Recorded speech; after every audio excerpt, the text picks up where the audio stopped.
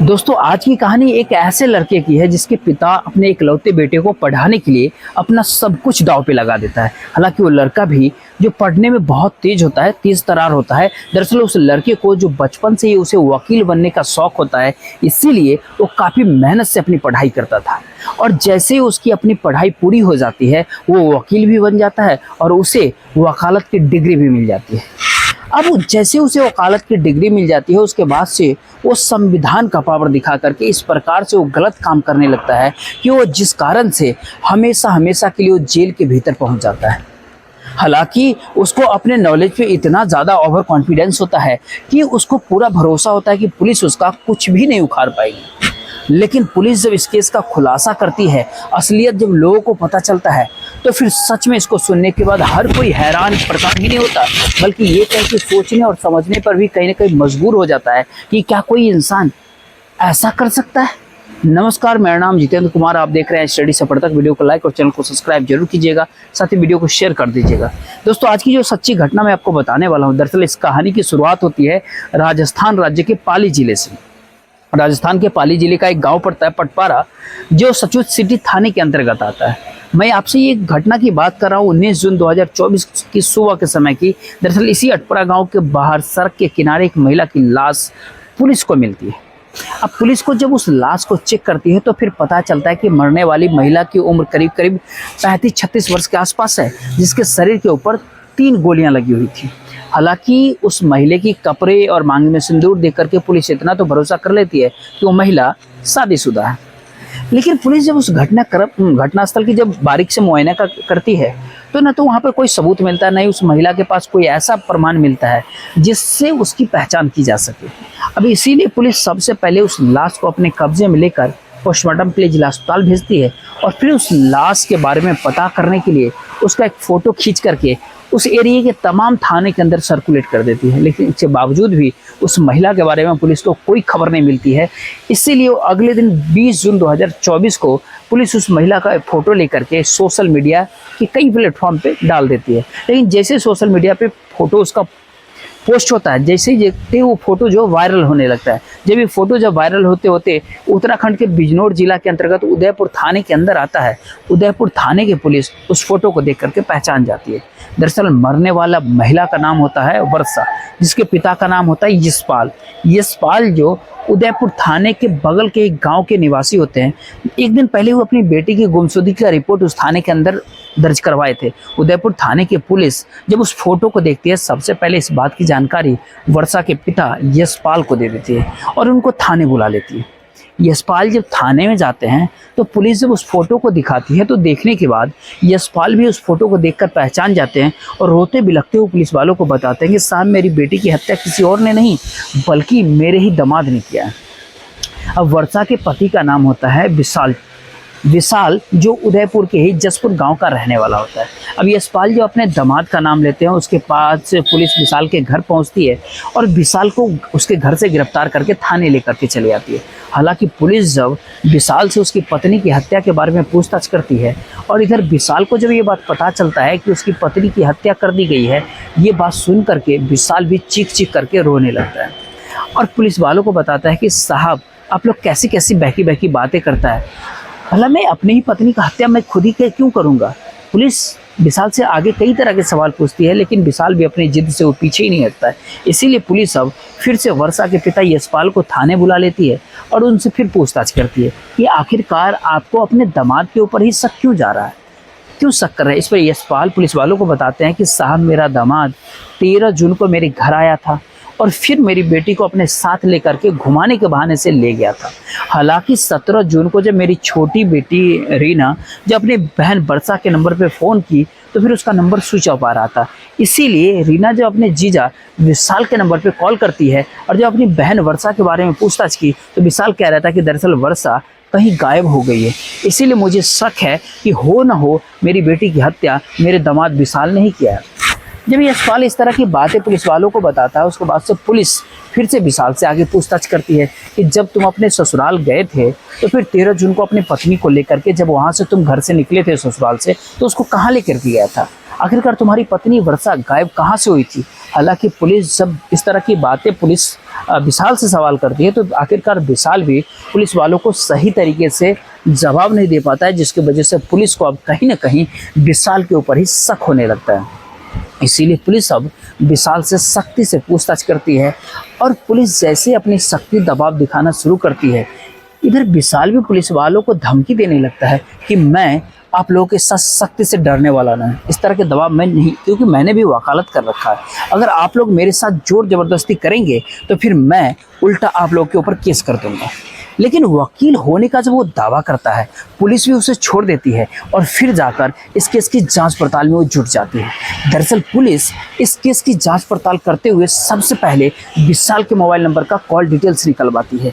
लेकिन call details को जब पुलिस चेक करती है तो फिर उसे पता चलता है कि उसके अंदर एक ऐसा नंबर होता है जिसपे विशाल जो है पिछले कई महीनों से लगातार बातचीत करते आ रहा था। पुलिस जब उस नंबर का कॉल डिटेल्स निकलवाती है तो फिर पता चलता है कि वो नंबर किसी सुमन नाम की लड़की के नाम पर रजिस्टर्ड होता है। सुमन, जिसकी उम्र करीब करीब बताई जाती है 22-23 वर्ष के आसपास, जो उदयपुर के मारवा खेरी गांव के रहने वाली होती है।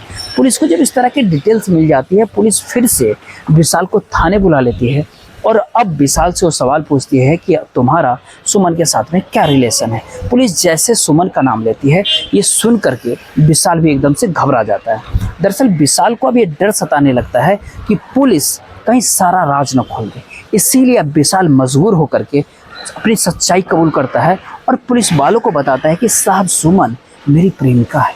रही बात मेरी पत्नी की, तो मेरी पत्नी की हत्या किसी और ने नहीं बल्कि मैंने खुद ही किया है।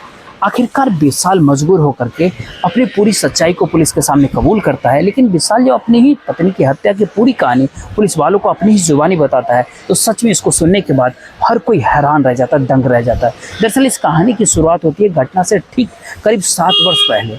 विशाल के पिता संजय चौहान जो काफ़ी मुश्किल से अपने बेटे की पढ़ाई करवाते हैं। विशाल जो बचपन से ही पढ़ने में काफ़ी होशियार होता है, काफ़ी तेज़ तर्रार होता है और उसे वकील बनने का शौक़ होता है। आखिरकार विशाल अपने करीब मेहनत के बाद जो है करीब 7 साल पहले वकील भी बन जाता है। और विशाल जब वकील बन जाता है उसके बाद से विशाल के पिता संजय चौहान अपने बेटी की शादी वर्षा से करवा देते हैं। वर्षा के पिता का नाम होता है यशपाल, जिनके टोटल 4 बच्चे होते हैं, जिसमें सबसे बड़ी बेटी होती है वर्षा, जो देखने में बेहद ही खूबसूरत होती है। अब विशाल वर्षा से शादी कर अपने घर तो उसे लेकर के आता है, लेकिन जैसे उसने अपने शादी के अंदर दान दहेज को लेकर के जिस तरह की बातें सोचा था, वैसे उसके ससुराल से उतनी चीज़ें नहीं मिलती है। इसी बात को लेकर के विशाल अपनी पत्नी से आए दिन लड़ाई झगड़े करने लगता है। हालांकि विशाल जब दहेज को लेकर के अपनी पत्नी से झगड़े तकरार करता है तो उल्टा इधर वर्षा भी अपने पति को जवाब दे देती है। दरअसल वर्षा अपने पति को बताती है कि मेरी किस्मत ही फूटी हुई थी। शादी से पहले मेरे माता पिता ने मेरी शादी एक ऐसे लड़के से तय कर दिया था जो ऑलरेडी सरकारी नौकरी में था और ठीक ठाक पैसे भी कमाता था। लेकिन न जाने क्या मेरे माँ बाप को तुम्हारे भीतर क्या कुछ ऐसा दिखा कि इन्होंने तुम्हारे जैसे व्यक्ति से मेरी शादी करवा दिया है। हालांकि वर्षा जब इस तरह की बातें विशाल से कहती है तो ये बात सुन करके विशाल इस बात को सुन करके काफ़ी गुस्से में आ जाता है। और शादी के बाद से कोई ऐसा दिन ऐसा नहीं बीतता था जब पति और पत्नी की यानी वर्षा और विशाल के बीच में लड़ाई झगड़ा ना हो। हालांकि इस लड़ाई झगड़े करते समय करीब करीब 2 साल का वक्त बीत जाता है और आखिरकार 2 साल बाद वर्षा एक बेटी की माँ भी बन जाती है। लेकिन बच्चे की इस दुनिया में आने के बाद ही पति पत्नी के रिश्तों में कोई फर्क नहीं पड़ता है। अब दरअसल बात ऐसी होती है कि इस दुनिया में बच्ची को आने के बावजूद विशाल अपनी पत्नी से आए दिन हर रोज़ लड़ाई झगड़े करते रहता है। और इन लड़ाई झगड़ों से विशाल अपनी पत्नी से इस प्रकार से तब तक तंग आ गया था, दूर हो जाता है कि उसके बाद से विशाल के कई सारे अन्य महिलाओं के साथ में भी अवैध संबंध ही नहीं बनता, बल्कि ये कहे कि सुमन नाम की लड़की के साथ में उसका प्रेम प्रसंग भी शुरू हो जाता है। अब दरअसल विशाल का सुमन से प्रेम प्रसंग तब शुरू होता है जब उसके भाई मोहित के सामने विशाल की दोस्ती हो जाती है। अब दरअसल मोहित विशाल की गाड़ी चलाता था, इस वजह से विशाल मोहित को कई तरह की मदद भी किया करता था। हालांकि एक दिन विशाल जब मोहित के घर आता है और जब उसकी बहन सुमन को वो देखता है तो सुमन की खूबसूरती को देख वो पहली नज़र में उसे पसंद कर बैठता है। उसके बाद से जब कभी भी विशाल के घर पे हो जाता है और जब भी वो अपनी पत्नी से झगड़े तकरार करता है, लड़ाई झगड़े करता है, तो सारी बातें सुमन के साथ में शेयर कर देता है। सुमन भी जब विशाल के सारी परेशानियों को सुनने लगता है, आखिरकार वो भी इमोशन में आ जाता है और ना चाहते हुए भी विशाल को अपना दिल दे बैठती है, जिसकी वजह से विशाल और सुमन के बीच में प्रेम प्रसंग शुरू हो जाता है और इस बात की खबर सुमन के भाई मोहित के साथ साथ आसपास के तमाम सारे लोगों को भी पता चल जाता है। हालांकि मोहित को जब इस तरह की बातें पता चलती है, मोहित चाह कर के भी विशाल को इस बात के लिए रोक ही नहीं पाता, क्योंकि मोहित विशाल के कई सारे एहसान तले पहले से ही दबा होता है। इधर विशाल का जब सुमन के साथ में प्रेम प्रसंग शुरू हो जाता है, उसके बाद से सुमन से मुलाकात करने के लिए जब उसके घर पे हो जाता है, उससे वो मुलाकात ही नहीं करता है, बल्कि ये कहे कि 2-4 दिन तक उसके घर पे ही रुक जाता है।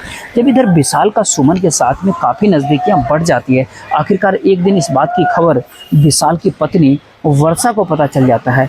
और वर्षा को जब इस तरह की बातें पता चलती है कि उसके पति का एक कुंवारी लड़के एक साथ में प्रेम प्रसंग शुरू हो चुका है, इस वजह से वर्षा इस बात से इतनी नाराज़ हो जाती है कि आखिरकार एक दिन गुस्से में आकर अपनी बच्ची को लेकर के वो मायके निकल जाती है। अब जब वो मायके पहुंच जाती है तो अपने पति विशाल से फ़ोन कॉल पे भी बातचीत नहीं करती थी।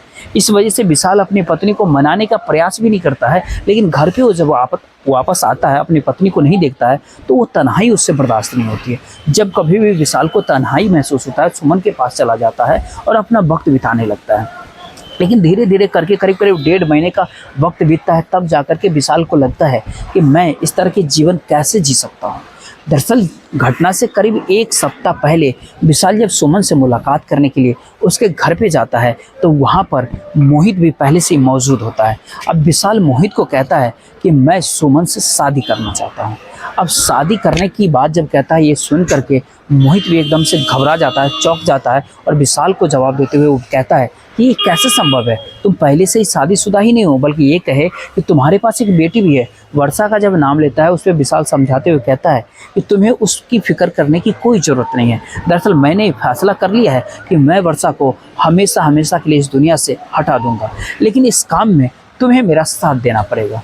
अब अपने ही पत्नी को जब इस दुनिया से हटाने की बात जब विशाल कहता है, मोहित इस बात के लिए तैयार ही नहीं होता है। दरअसल मोहित विशाल को बताता है कि अगर हमने इस तरह का कोई भी कदम उठाया, हम लोग पकड़े जाएंगे और हम लोग को जेल जाना पड़ेगा।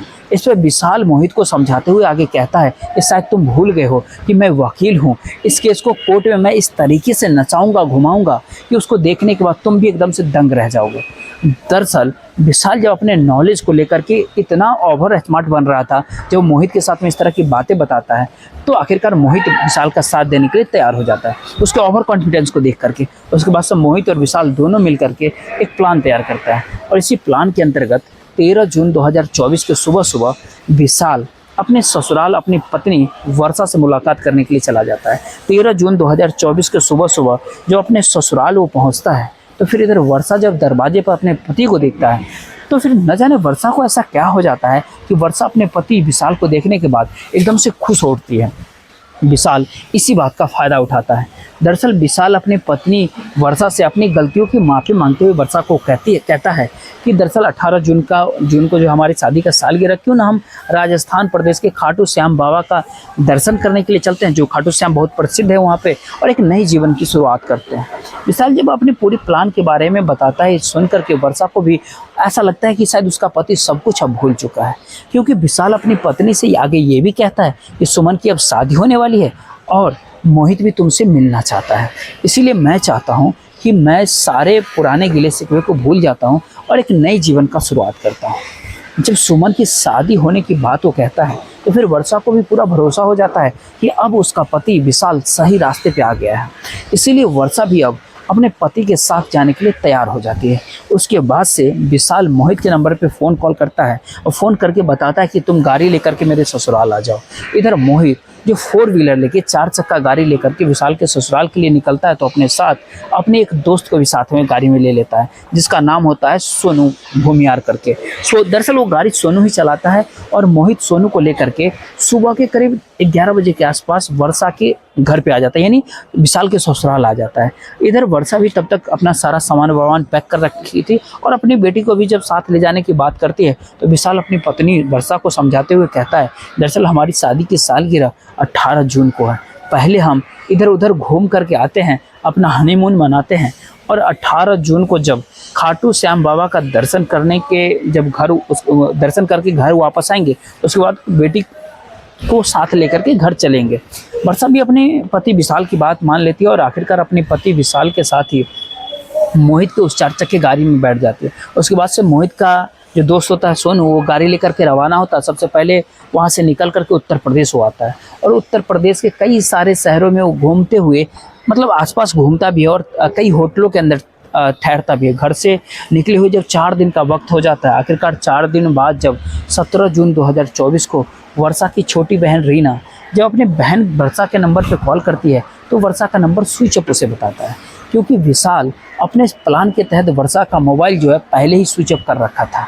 इसीलिए रीना जब अपने जीजा के नंबर पे कॉल करती है तो फिर विशाल वहाँ से साइड हो जाता है और अपनी साली को जवाब देते हुए कहता है कि दरअसल वर्षा कहीं गायब हो चुकी है।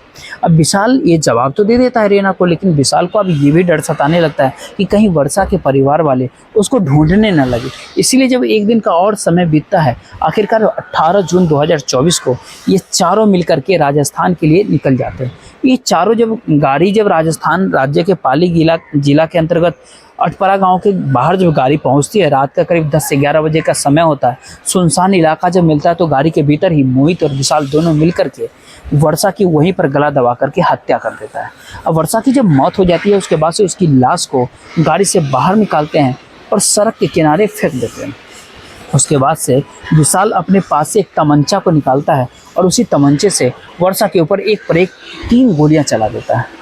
अब जैसे ही 2-3 गोलियां चला देता है, उसके बाद से मोहित भी विशाल के हाथ से वो तमंचा को लेता है और खुद मोहित भी एक गोली वर्षा के ऊपर चला देता है।